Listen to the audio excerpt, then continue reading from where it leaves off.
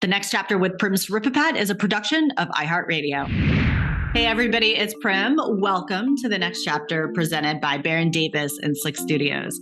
This week's guest is four-time All-American men's lacrosse player at Johns Hopkins University, two-time NCAA champion, two-time world champion, three-time professional lacrosse champion, three-time MVP, professional lacrosse's all-time scoring champion, gold medalist for Team USA, and more recently, the co-founder and president of the Premier Lacrosse League, Paul Rabil.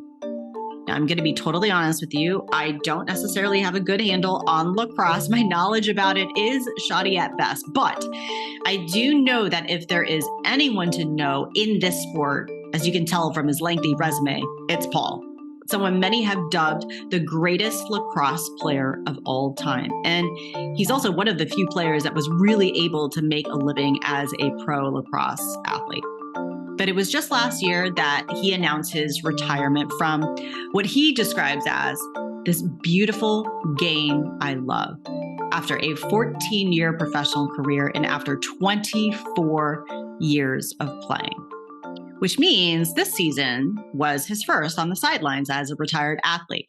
But he certainly got his hands full with the PLL, which he co-founded with his brother, Mike Rabil.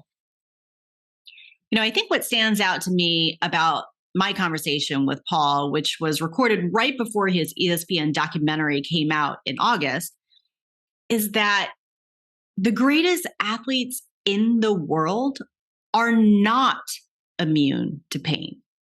And that some of their best moments across their careers or even in life actually came from a place of pain, whether it stemmed from an injury or a failure or a mistake or even a huge loss. And that's something you'll hear Paul talk about, his relationship with pain, whether it be physical, emotional, or psychological, and how some of his most pivotal moments and periods of his career and his most significant victories were inspired by some of his worst moments.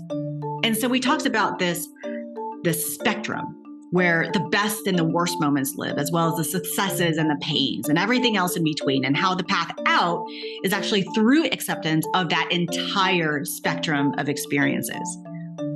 My hope is that from this conversation, you will reflect on how you process not just your victories in life, but also your losses and failures and what your relationship with pain is. So, without further ado, here's Paul Rabil.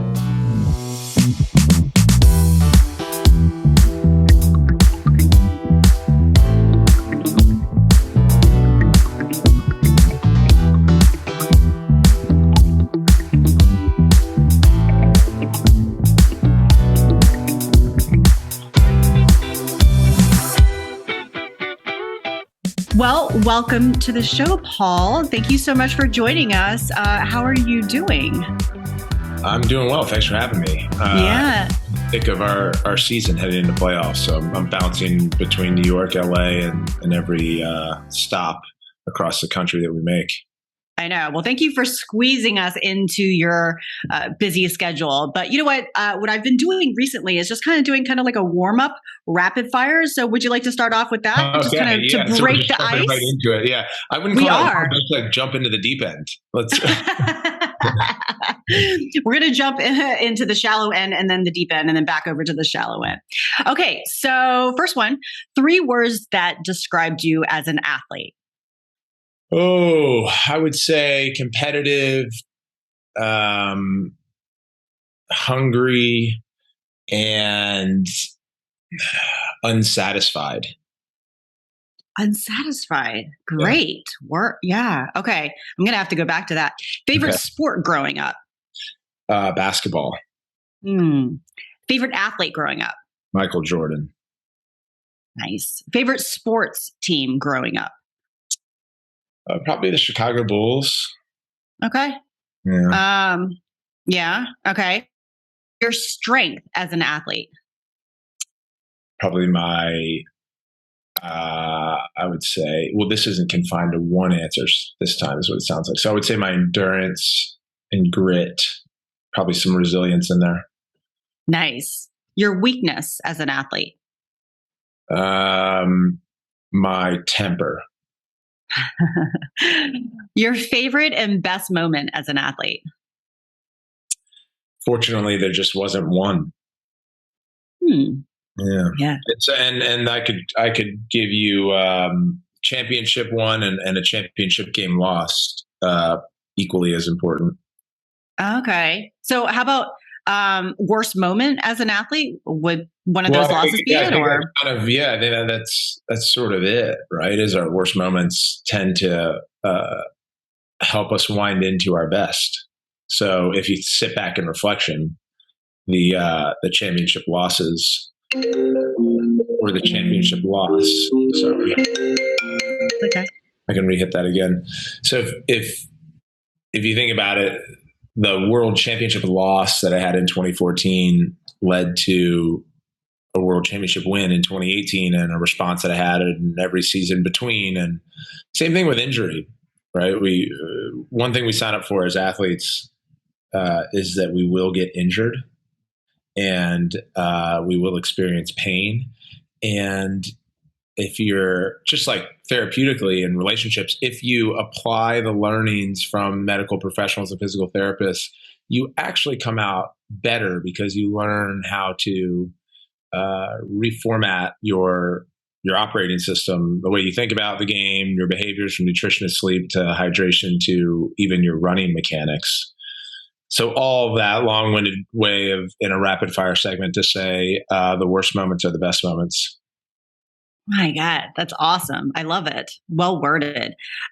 Funniest moment as an athlete? I guess I have this thing that people think is odd and maybe funny where I just am so drenched after games and we get to the locker room. First thing I do is just take off my jersey and my shorts and then I leave my cleats on and everything because you just want to get the uniform off. And so I'll just kind of be like walking around in my spandex and cleats. Yeah. I realize that's a theme. And you see it in our documentary too. I'm like, Jesus. Yeah, I get it. So I deserve all the flack. I like it. One activity and hobby that you do that replaces the feeling of sport or being an athlete? Nothing can replace the sense of being a professional athlete on a field of full and inherent presence and a lot riding on the line. So I think what we try to do is fill that delta with different moments or hobbies or activities that can accumulate over time. Yeah. Well, it's really interesting. Thank you for doing the rapid fire. And, it's interesting that you say that because I feel like it's shortly into your post-retirement career because you just retired last year. It's really not that long ago. And this is kind of your first season on the so-called sidelines. And of course you have a lot on your plate. So how is retired life going for you? I would say it's challenging. I like a lot of athletes would probably allude to, and if they're being honest, because you miss the competition on the field and that kind of alternate universe that you get to step into once a week or multiple times a week, where, especially in a modern day society of technology and distractions, everything goes away.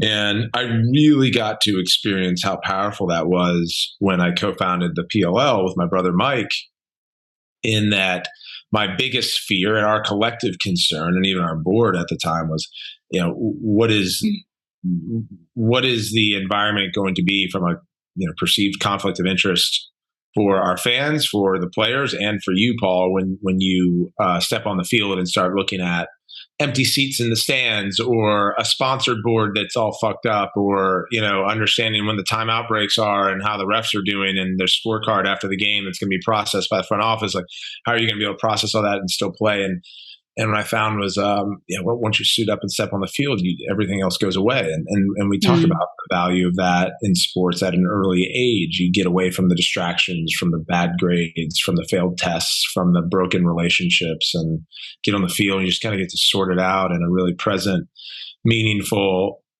way of activity. And that even existed at the co-founding level, and in the highest stakes of a pro league that was venture backed. So I appreciated that more and more, and I miss it. Hmm. Yeah, that is really true. I think a lot of athletes talk about that, especially for athletes that come from more disadvantaged backgrounds or they're experiencing a lot of challenges early on. They oftentimes talk about how sport can be that great escape. So I think my next question is, because sport was able to offer you that escape, or you're able to get away from things. In the year that you have stepped away from sport, have you noticed anything coming back to the surface that maybe you were able to get away from, or just how you manage things differently?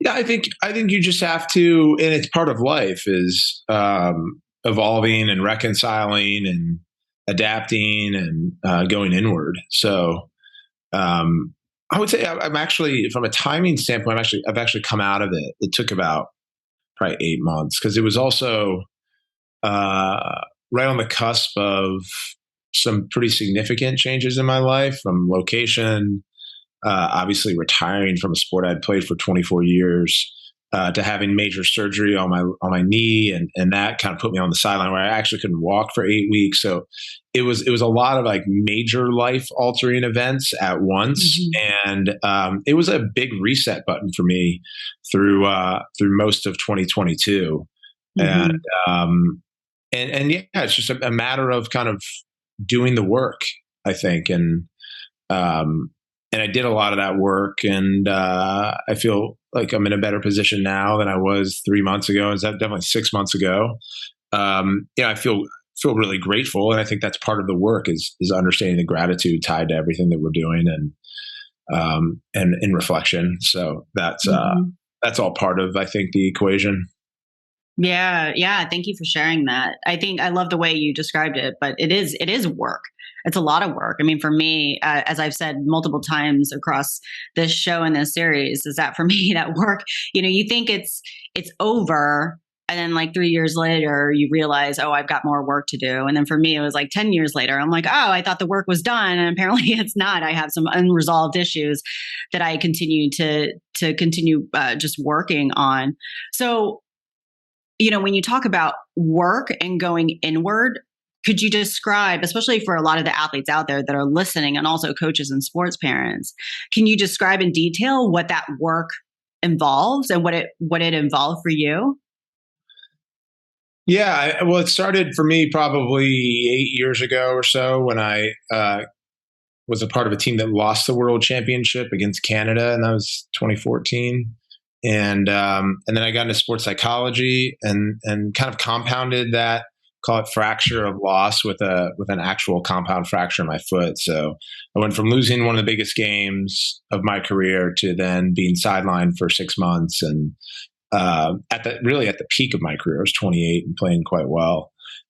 So sports psychology was a big aspect of going inward, is getting support as like a mental coach. It's the same thing as having a teacher and professor, or a parent or a mentor, a shooting coach if you're a lacrosse player, or a hooper, or things of that nature. So I had a sports psychologist, and then I got into personal therapy. I began meditating. I journal quite a bit. I really think about my morning routines as an indicator of whether or not I have a successful day. And then I think like the principles of healthy living, which is rest, recovery, hydration. So those are like the ingredients. And then I would say a lot of the work and the time lives around our ability to sit with the pain and not try to cover it up with escapisms. And that could be, all different types of vices: drinking, drugs, sex, just ways to kind of step away from what it is you're like feeling in your fiber. And change just requires and deserves space that either you have to give for yourself, your partner can give for you, they can live there with you, your family, your friends, and Oh, and yeah, friends. Friends are really important, and Yeah. and they show up in like the most trivial and challenging times in our lives. Yeah. So the work that you were talking about with regards to after you retired, the work actually began 8 years ago. So you've been working at maybe and preparing yourself for this moment, whether it was purposeful in the sense of like, oh, this work that I'm doing, less for retirement, more for your performance as an athlete, but also in life. And it's so interesting that you talk about just all of those things, and you're totally speaking my language because I journal, I meditate. One of my favorite books is The Miracle Morning, where it talks about just like the foundation in the morning. You spend 5 minutes doing all of these things, exercise, set your intentions for the day. And then also sports psychology and therapy. And when I started doing a lot of those things, I had begun therapy myself. So what was it? You said you were around 28 years old around that time when all those things started. So what was going on around that time that you really started making some of these changes, and pretty big changes? Well, I think you make decisions around catastrophe or trauma, or in my case, I had mentioned losing a world championship and breaking my foot.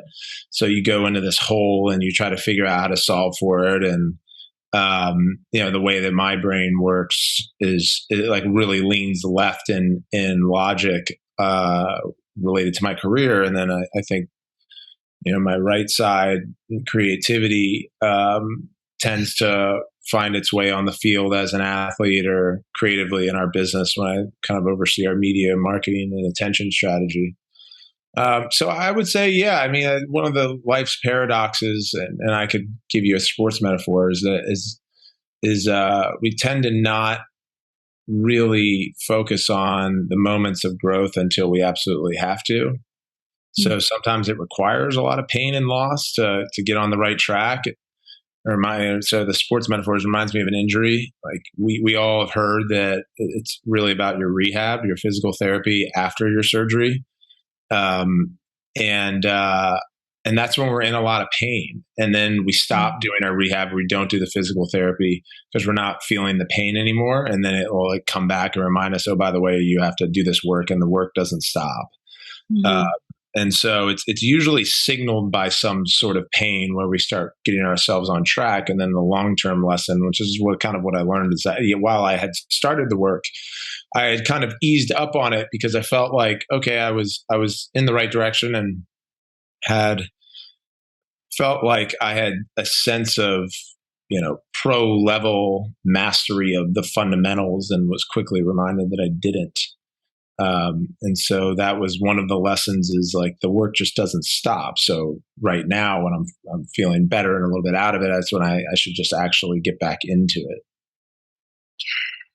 Yeah, it's so fascinating to hear you talk about your journey. And in the short time that we have been talking, you have mentioned just like your experience with pain, whether it's physical or emotional, just general life moments of challenges and obstacles. And I think that for me, heading into the interview, I kind of like to pose a hypothesis in my mind. And so I kind of, as I go into the interview, I see whether or not that holds up. And my hypothesis was that, really out of all the athletes that I've talked to, I would have expected that your transition from sport and your general like athletic journey was very, it seemed like you won all the time. And it didn't really, like, it's easy for us on the outside to look on your resume and just go through all the accolades and the titles and the championships and the NCAA titles and 4-time All-American and, MVP and all of those things. So it's so fascinating to sit here with you. And the things that we were talking about, you are bringing up the losses that moved you and have changed you. And it sounds like you were, and also even when we were doing the rapid fire, you mentioned like the best moments are connected with the worst moments because the best moments come from the worst moments. But it's just really, it's fascinating. Yeah, I think that the fiercest competitors, and not everyone's this way, but the fiercest competitors are driven by fear and by the threat of loss. the pain that they've experienced from that loss, because they're such fierce competitors. And it really sucks to say, it's almost a toxic relationship that you have with sports.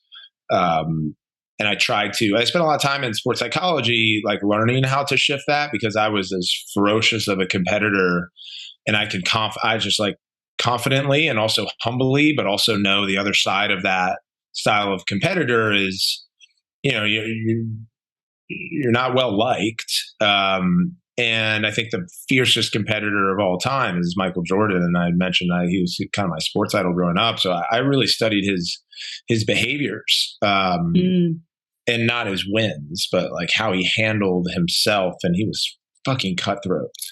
And so I kind of saw that as like the variable that even a lot of great athletes didn't have. And so that's kind of where I was. But it reaches a point where it's just fraught with anxieties and pain and sleepless nights. And even when you win, you're pissed. So that was kind of my mindset all the way up until I was 28. And then I started trying to shift it into appreciating wins more, but learned that was just sort of my recipe that worked. I had a coach at one point, because I'm an offensive player. I had a coach come in. He was a newer coach, and he was like, "Hey, man, like, you think you should be like more calm before games, and like you're a skill player, and you need to like have a sense of, maybe like presence or like, slow the play down." And as I would get ready like I'm fucking Ray Lewis, and back and then I thought a lot about it. I was like, maybe he's right. The reality was, his positioning made sense, but it didn't work for me. And I was just always super intense. And so there were a couple of seasons in my early 30s where I tried to balance the two and appreciate a game and be more, present and accepting of the moments, good and bad. And I just wasn't myself. And so my final season, I flipped that switch back on of just, bearing down, and I had one of my better seasons again to finish my career. So it's all to say that, it's again, one of life's paradoxes, in the pain or the fears can sometimes be the best motivator, but also a kind of an unhealthy one over the long term. So trying to figure out where your balance is. And, but I loved it. I loved like thriving in those scenarios. I even notice now when I go work out in the gym, like it's just not quite the same, because of course. There's no one on the other side of it that imaginarily that I'm thinking about. So, anyway. Yeah, I mean, I think that you are certainly not alone. I think one of the biggest struggles for athletes is losing that sense of purpose and structure. So then you go into training, you've been training your whole life with a goal in mind, because there's a match or a game coming up. And then now all of a sudden you're like, what am I really doing? And how is my strength and conditioning program going to fit who I am today? Because it's not like I'm really, there's no game or match coming up. So when you talk about pain, what is your relationship today with pain, whether it's physical or emotional? Well, I'm still in a lot of pain from the surgery that I had. It was pretty major. I had cartilage reconstruction, and so that had been building up over time. And I knew once I retired that I would have that major surgery, and it's like a 14-month recovery. So there's actual physical pain that I have on a day-to-day that I'm not unaccustomed to. I've had a lot of surgeries over my career. And then I would say my relationship with pain, just like metaphysically and probably mainly from a mental standpoint, is I have a really good relationship with it. I'm driven from it.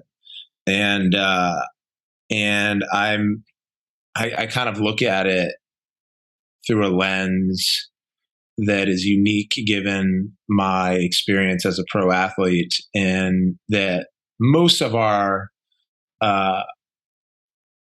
goals that we set for ourselves are some of the most highly unlikely to achieve. Becoming the best at what you do is incredibly unlikely. Even dialing that back to being a top recruit in the country as a high school, to being a first team All-American in college, to then wanting to be a multiple time first team All-American and player of the year. It's just unlikely.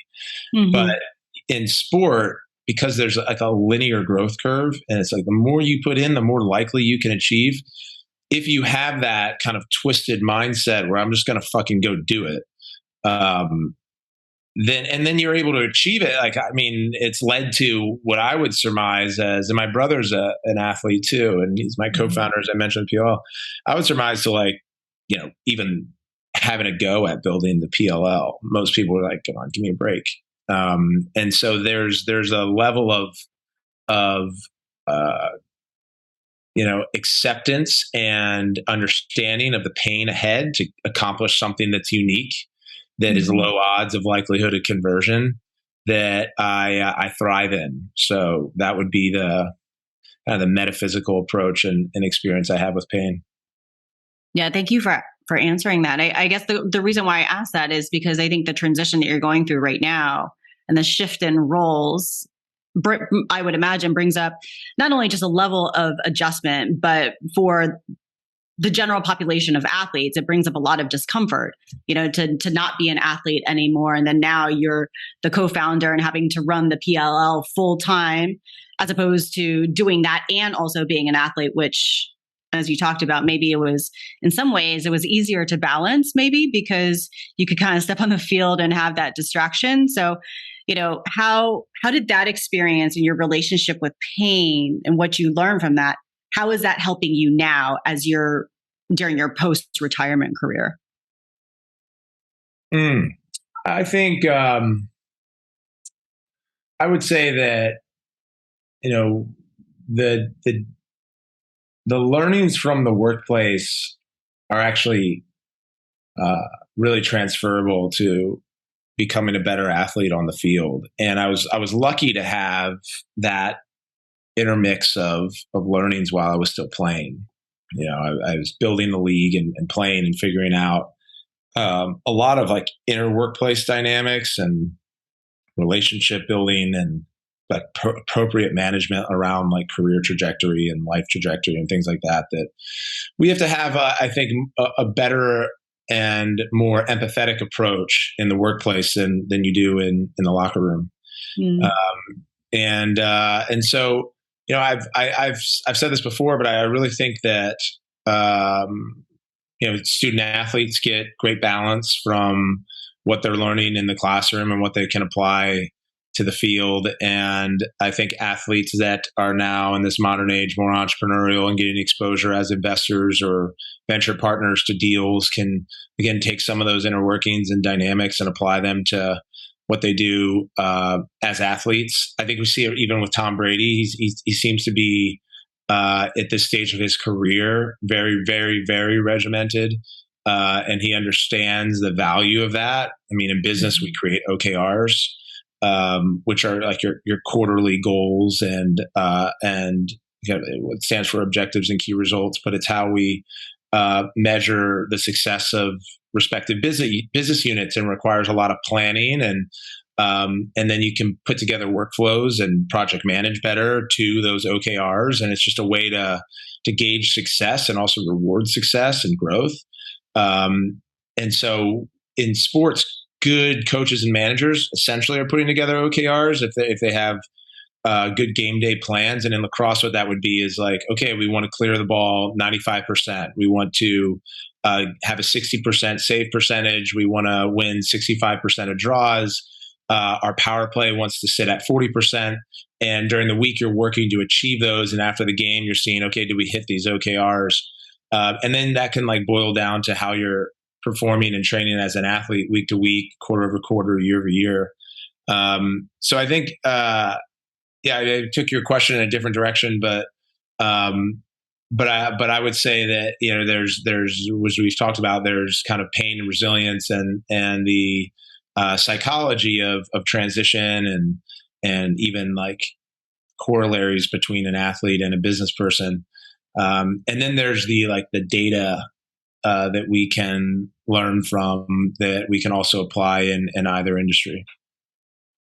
It sounds like your process. You've figured out a process for just how just to navigate various challenges or try to strive and achieve a goal. And so, I'm curious about what you have found out about the non-lacrosse athlete or person that you are. Like, who is Paul beyond lacrosse, and also what are you good at?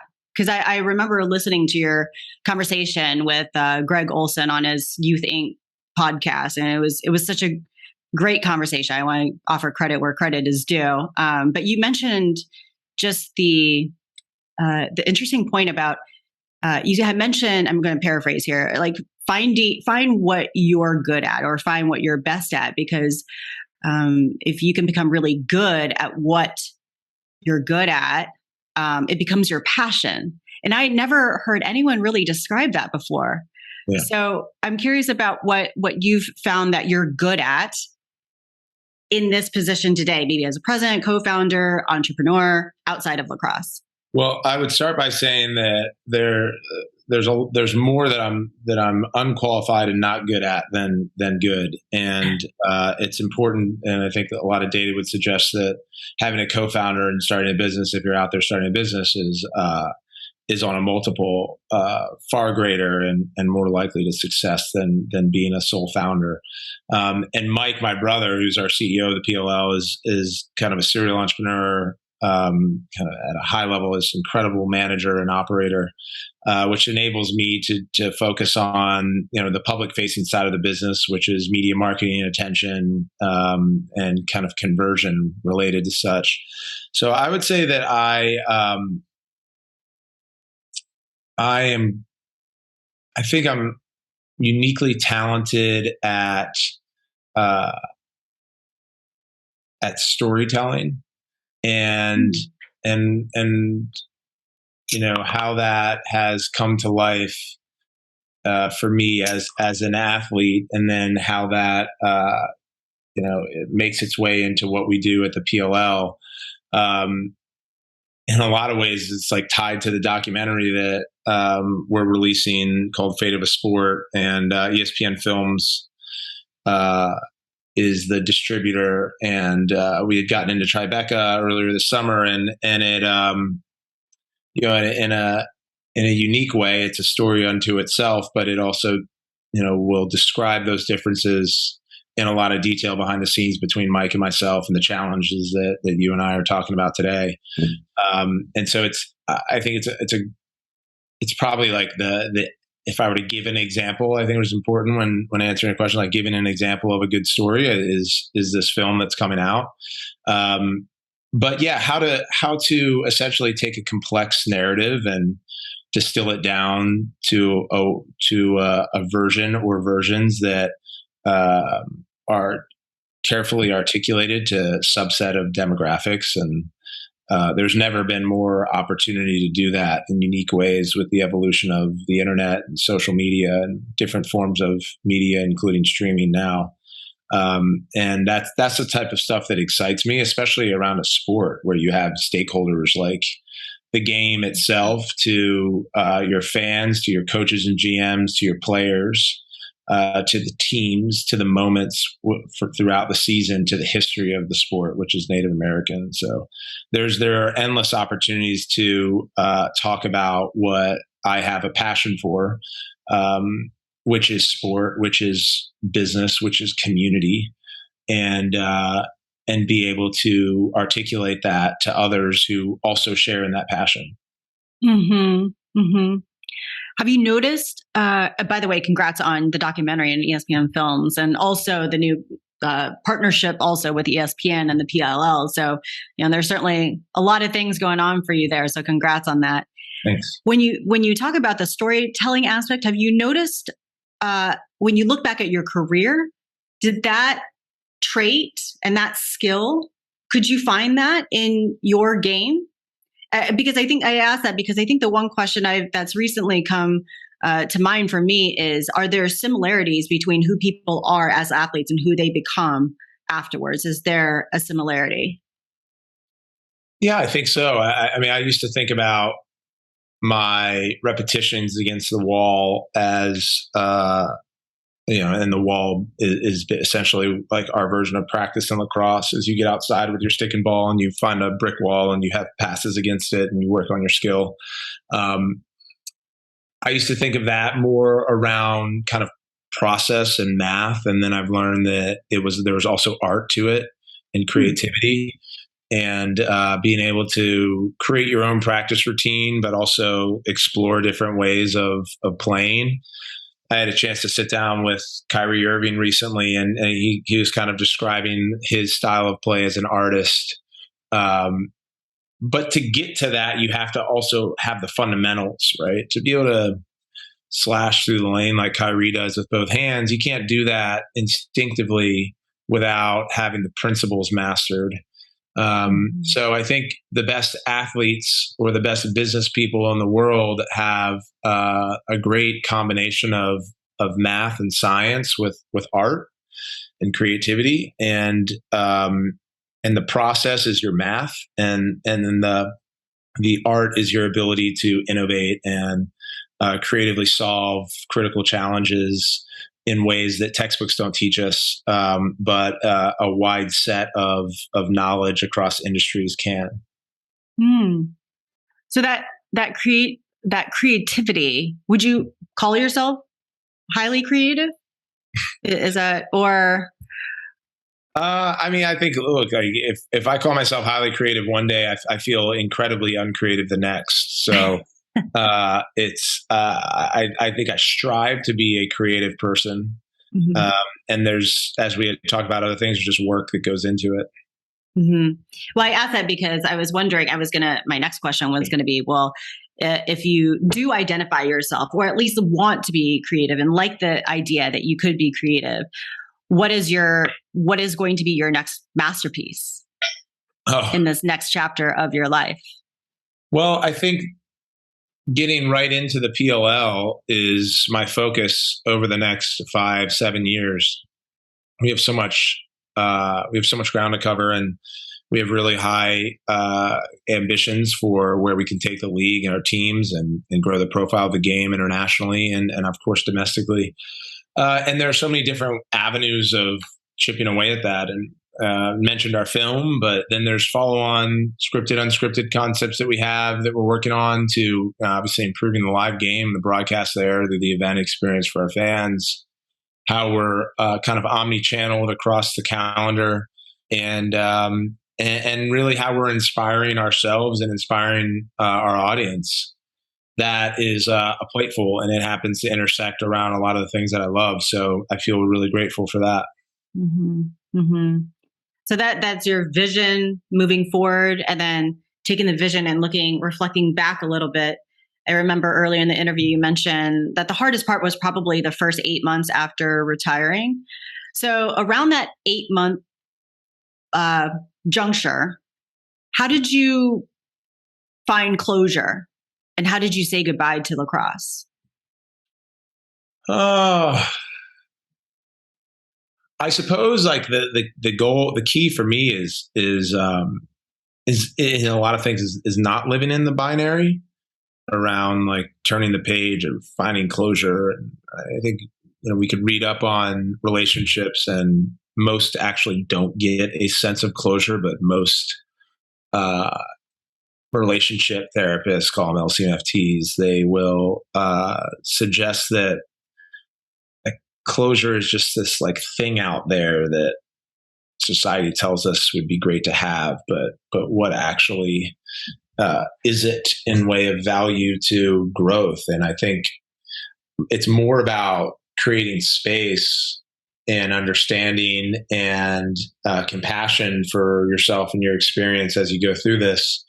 And also, not having to oblige to historical standards, especially in sport. I mean, sport's really the only industry where they ask for a definitive answer around retiring, right? Like in business, at least, when Mike and I finish with the PLL, we'll probably take a lot of time off and then go start a new business and go invest in other companies. And, you look at the arts and entertainment field, musicians and actors, like they take a lot of time off in between projects, and some of them years, and then they're going to go act again. And, when's Daniel Day-Lewis doing his next film? He's amazing. And we're not like, are you retired? And so all the bullshit in sports, and I think in life, in a lot of ways, will try to push us in the direction of like making a decision or coming up with an outcome or an answer. And the truth is it's hard is that there really isn't very many in life, like definitive outcomes that make us feel all of a sudden comfortable and okay with moving on. Now, all that said, I'm still in lacrosse, so I'm uniquely positioned where I know that a lot of other athletes that are friends of mine that have retired are like they step away from the game entirely and they go do something totally different. And that's a different type of reconciliation and transition. I'm on the field still every weekend, so I get to see these guys compete. I get to feel their level of competition. It's not the same, but I'm still kind of in it, and I appreciate that. And I get to kind of feel the normality of doing all that now. Mm-hmm. Last question. What have you learned in leaving sport during this transition that you think is a very important life lesson?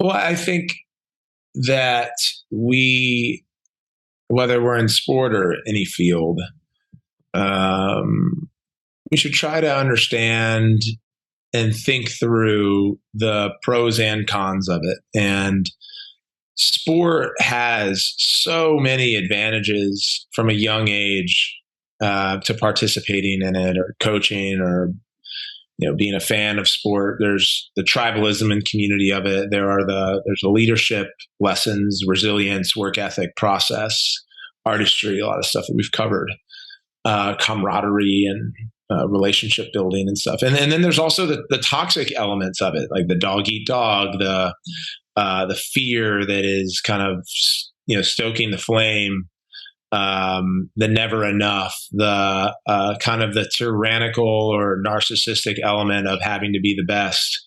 So all that stuff, when you become a pro, can I think lean negative to character development. So I think